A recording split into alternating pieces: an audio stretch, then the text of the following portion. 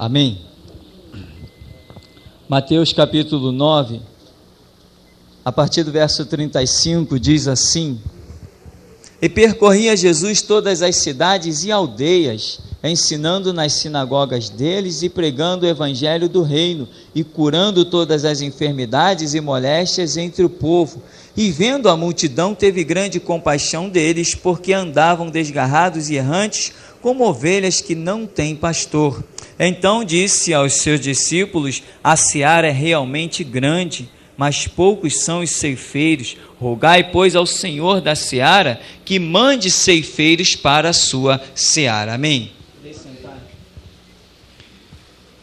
Irmãos, o texto conhecido, falando dos obreiros, falando da seara. Alguns pontos me chamam a atenção. Aquele que redundantemente temos falado, que homens não consagram homens. Jesus está dizendo aos seus discípulos, já que ele nos deu aquele conceito de oração, em Lucas 18 ele ensina a parábola do juiz iníquo, ensinando que nós devemos orar sempre. Tiago tem o entendimento e ele diz que pode muito em seus efeitos a oração de um justo. Em Mateus capítulo 6, Jesus ensina a oração com aqueles princípios da chamada oração dominical. Então Jesus aqui também está dizendo: rogai ao Senhor da seara que mande trabalhadores para a sua seara. A nossa missão é rogar, orar, suplicar. Mas quem vai enviar trabalhadores para a sua seara? Ele mesmo. Não foi ele que me mandou fundar a geração Jesus Cristo? Nenhum homem me mandou, aliás, nenhum homem me autorizaria, pois eu passei por cima de todos e fundei, porque quem põe o pão na minha mesa é Jesus Cristo. E há 6 anos está aí os frutos para quem quiser ver, que até aqui nos ajudou o Senhor. Somos um povo que desafia o diabo todo dia e estamos de pé. Balas perdidas é para o mundo, não é para nós. No nosso reino não tem bala perdida.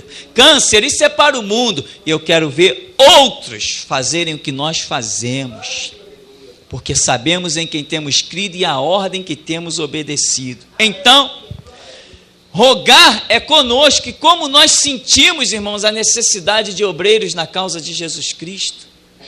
Como nós vemos que a seara cada dia parece que fica maior e os obreiros cada vez menos. E Jesus, diz a Bíblia, que uma multidão seguia Jesus.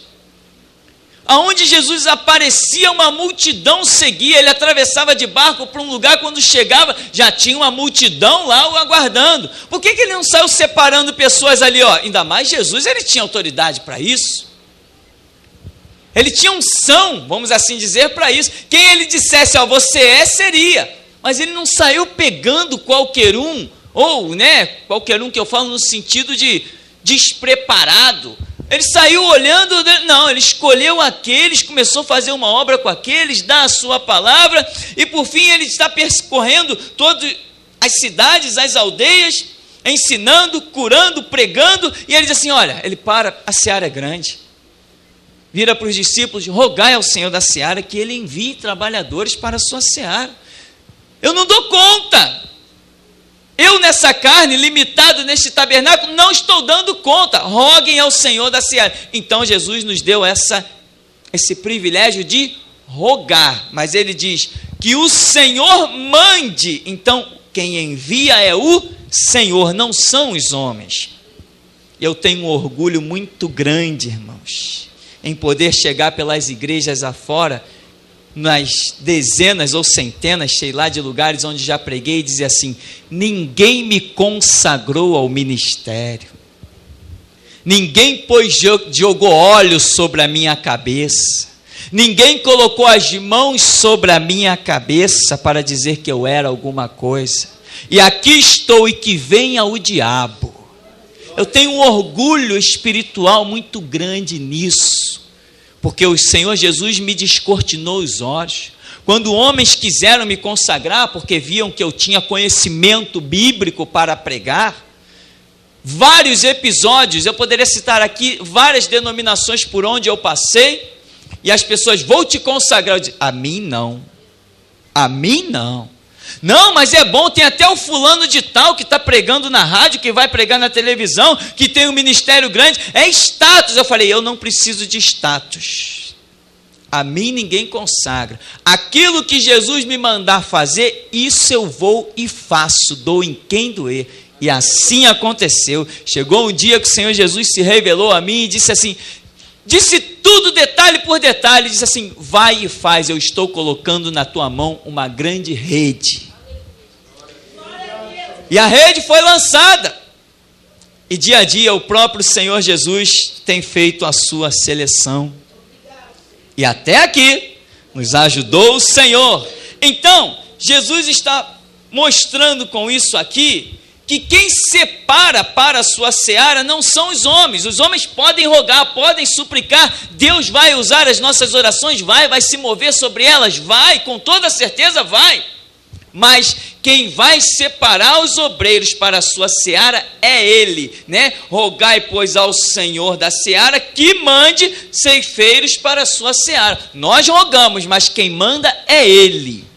Eu não aceito esse negócio de homem consagrar homem. Meu irmão, você está aí no banco, daqui a pouco o Espírito de Deus vem com você, faz um redemoinho, você vai ser que nem Filipe, de repente se achou em Azoto, se achou em Samaria, se achou em Cafarnaum. É assim, porque quem é nascido do Espírito não sabe de onde vem, nem sabe para onde vai. Você tem que ser assim, você tem que ter o seu ministério, você tem que ir caminhando no banco, na igreja, mas a hora que Deus falar contigo, cria asas e decola. E tem um detalhe, quando Deus fala, meu irmão, os frutos aparecem, e contra fatos não há argumento. A seara é do Senhor. Se a seara é do Senhor, eu nem homem algum pode determinar que alguém vai trabalhar naquilo que não é meu. A seara é do Senhor, eu não tenho autoridade para designar obreiros para a seara que não me pertence. Eu também sou um mero empregadinho, um obreirozinho desta imensa seara.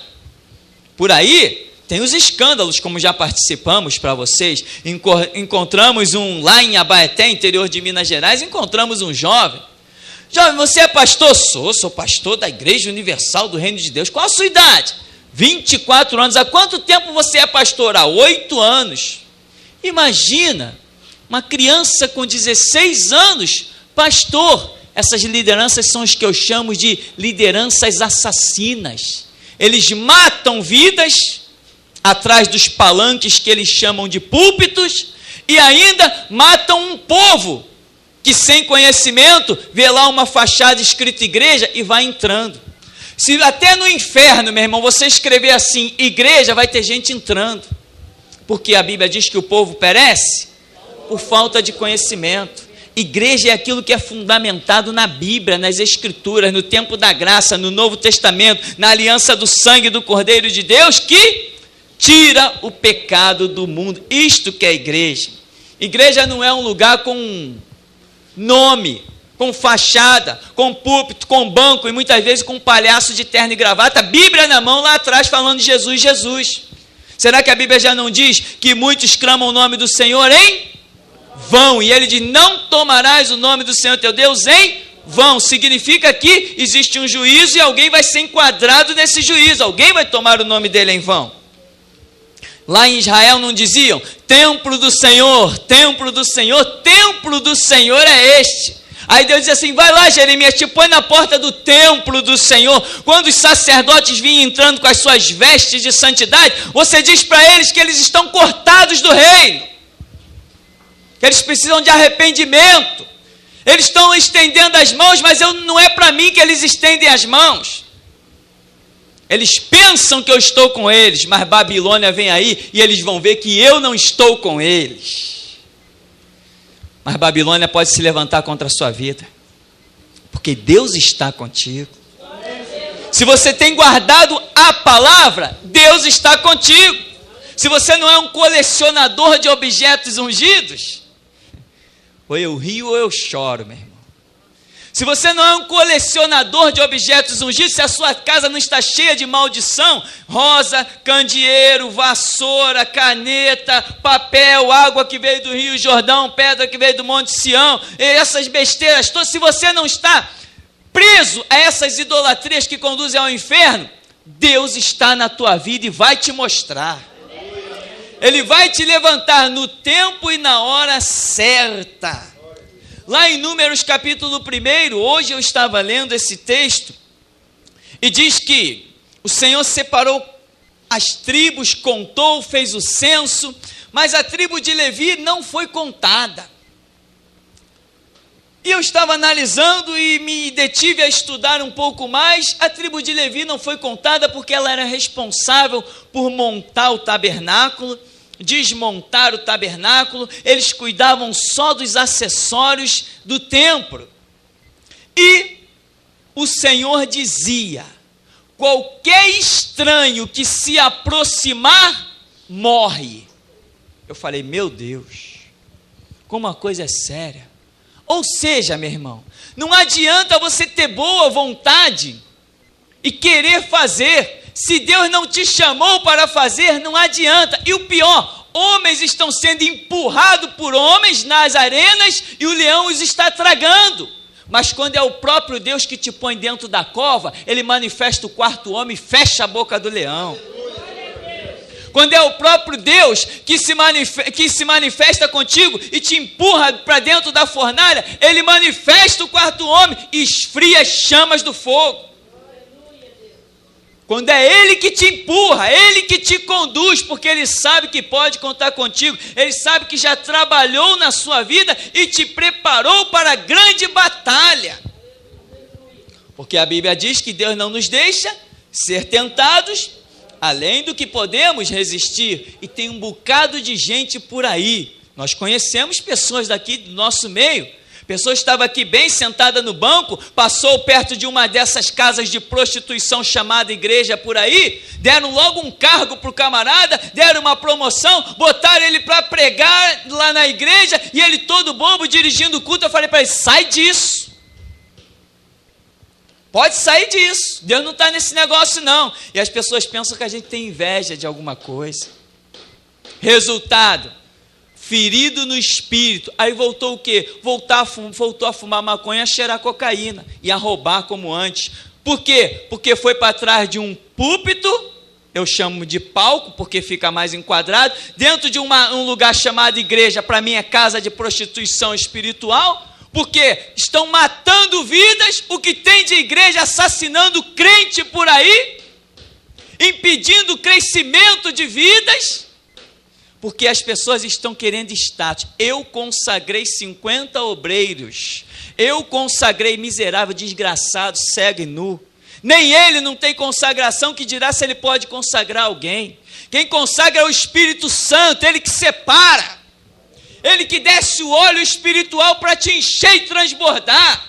É Ele que unge as tuas mãos para curar os enfermos, expulsar os demônios. É Ele que faz a tua língua como pena de um destro escritor. Você não é miserável, você está ouvindo a palavra da verdade. Ela vai te alimentar, ela vai te fortificar. Nós não estamos brincando de evangelho. Sabemos que estamos lutando contra principados, potestades, hostes infernais do mal que habitam nas regiões celestes. E sabemos que se brincarmos com a verdade, o diabo se transforma num grande rolo compressor e acaba conosco. Mas andando na verdade, que venha o diabo e todo o inferno. Aleluia. Irmãos, e lá em Números, capítulo 1, o Senhor diz: se algum estranho, se alguém que não pertence à tribo de Levi se aproximar do meu tabernáculo, eu mato. Que isso? Mas era israelita, era filho de Deus, era servo do Senhor. O Senhor está dizendo, eu mato, vai morrer. Que coisa impressionante. E Deus falou assim, para que a minha indignação não se acenda, quando eu baixar e determinar que o tabernáculo seja erguido, eu quero a tribo de Levi acampada ao redor do tabernáculo, para ninguém se aproximar. Você entende? Que quem separa é Deus. eu não posso dizer, nem homem algum pode dizer que você será, seja lá o que for, na seara de Jesus Cristo, mas ele se revela em visão, em sonho, em profecia, fala pela palavra, fala diretamente, ele se comunica contigo, como diz Romanos 8,16, que o Espírito Santo testifica com o nosso espírito, e assim ele fala contigo e te ergue, te levanta, e quando ele fala contigo, ele te dá uma força descomunal. O mundo pode se levantar, as montanhas, o inferno pode se erguer, você atravessa tudo e cumpre o teu propósito, cumpre o teu plano e o teu objetivo. Quando Deus traça um plano para você, Ele te dá a força necessária para você cumpri-lo. Lembra de Elias? Elias tinha um plano, Deus tinha um plano para ele. Qual era o plano? Chegar ao Monte Horebe. Para chegar ao Monte Horebe, meu irmão, é um deserto, que não tem água, não tem comida, não tem nada. E Elias começou a caminhar no meio do caminho, o que é que ele fez? Não dá. Sentou, deitou, dormiu, apagou. O anjo desceu. Lembra? Com a bandeja. Elias, acorda aí, come e bebe, porque longa é a tua caminhada. É essa comida espiritual que faz diferença nas nossas vidas. É o recurso de Deus que nos dá a força, e diz a Bíblia que com a força daquela comida, Elias caminhou 40 dias e 40 noites, sem comer, sem beber e sem dormir. Isto que é Deus. Por isso, meu irmão, não espere pelos recursos dos homens. Entra no teu quarto, fecha a tua porta, fala com teu Deus. Teu pai, não são os homens, é o teu pai que te vê em oculto, te recompensará publicamente. É o teu pai, é aqui, é ele que envia, é ele que capacita, é ele que chama, é ele que abre o entendimento, é ele que faz o milagre, é ele que te cura, é ele que te alivia dos traumas, das concepções do mundo, das ideologias frustradas, é ele que te restaura, é ele que te ergue, é a ele que você deve obediência. Entra sempre no caminho que ele traça. Então, vemos Mateus, vemos Números, e lá em 2 Samuel, não vamos abrir porque não há tempo, eu vou apenas citar. 2 Samuel capítulo 6, do verso 1 ao 23, conta a história que Davi ia conduzindo a arca de Deus de volta a Jerusalém. Quando Davi está fazendo isso, ele colocou a arca, vai dizer no verso 7, sobre bois, e ia conduzindo a arca. De repente, um servo lá de Israel, vendo que os bois estavam cambaleando, a arca ia tombar, o homem muito bem intencionado, meteu a mão na arca para que a arca não caísse. Tadinho dele. Foi fulminado pelo poder de Deus, mas ele estava muito bem intencionado. Ele foi meter a mão na arca para a arca não cair, e Deus o matou. Você só faz para Deus aquilo que Ele te manda fazer. Se Ele não te mandou fazer, fica na tua. Ele não precisa de esmola, Ele precisa de obediência. Ele não precisa de ajuda, Ele precisa de obediência. Aí Davi se desesperou, que isso? Esse lugar vai se chamar Pérez, divisão. Deus rachou o homem no meio. Que é isso, meu Deus? Sabe o que aconteceu aqui? Aquilo que diz Oséias 4,6, o meu povo está sendo destruído porque lhe falta o quê? A regra para conduzir a arca não era essa. Ela tinha seus ferrolhos do lado, tinha que se atravessar uma madeira de cada lado e levá-la sobre os ombros, não sobre os animais. Ninguém poderia encostar a mão na arca. Aquele homem estava muito bem intencionado, mas a falta de conhecimento o matou. Por isso vem Jesus e diz o quê?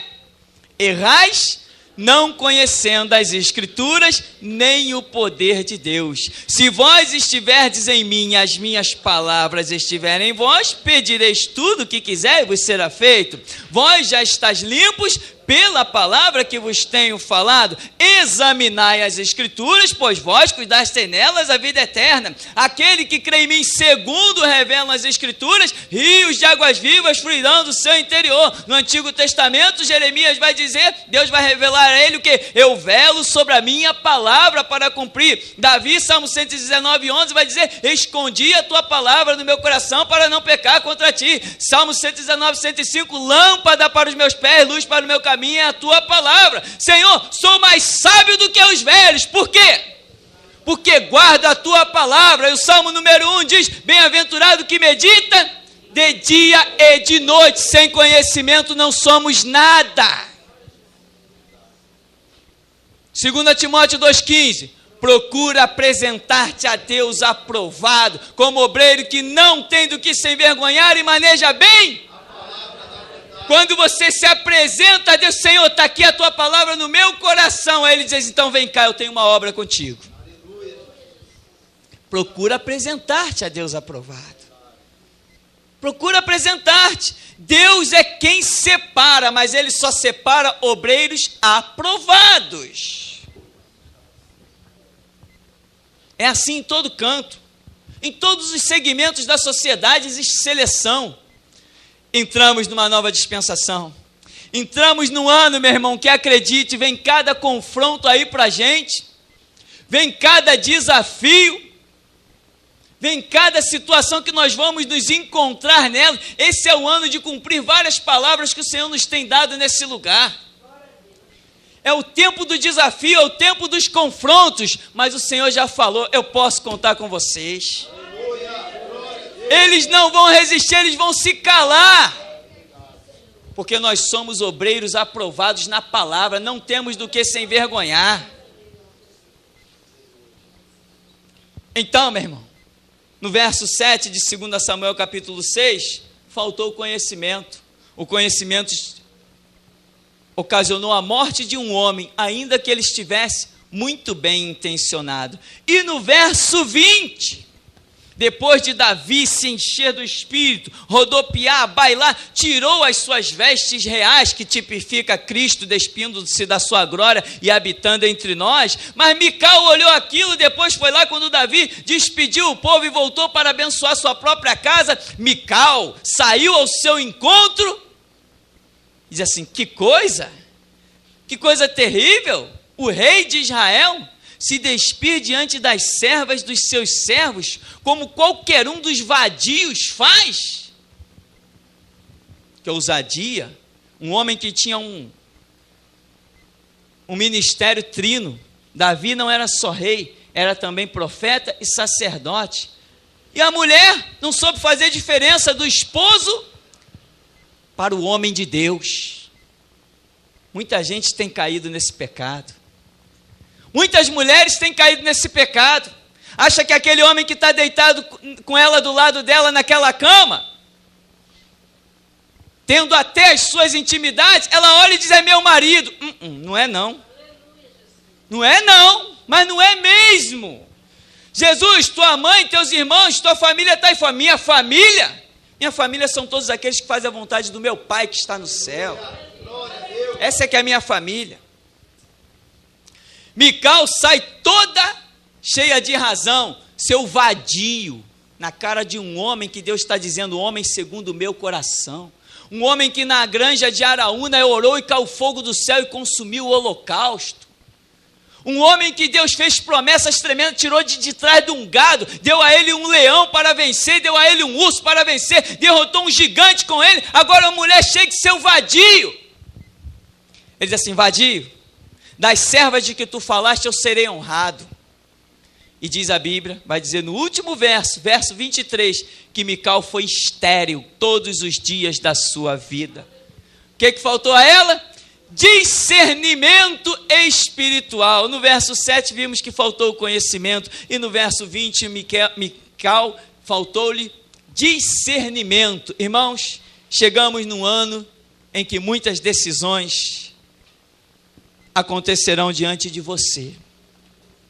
Não adianta você chegar para mim, pastor, eis-me aqui. Não, eis-me aqui não é dito para homens, eis-me aqui é dito para Deus. Diga para Deus: Senhor, eis-me aqui. Se Ele olhar para você, botar o prumo dele e ver que tem condições de contar contigo, Ele vai contar. Se não, meu irmão, mais um ano vai se passar e você pode até estar no banco, mas não vai estar no mover do reino. Este é um ano muito sério para a igreja.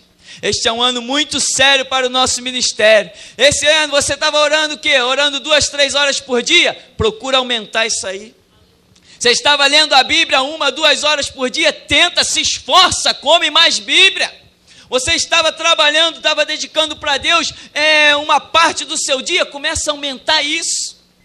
Sabe por quê? Porque este ano é um ano de muitas decisões. Por isso aquele anjo, cujas asas eram muito maiores do que o seu próprio corpo, é a velocidade com que Deus vai agir no nosso meio este ano.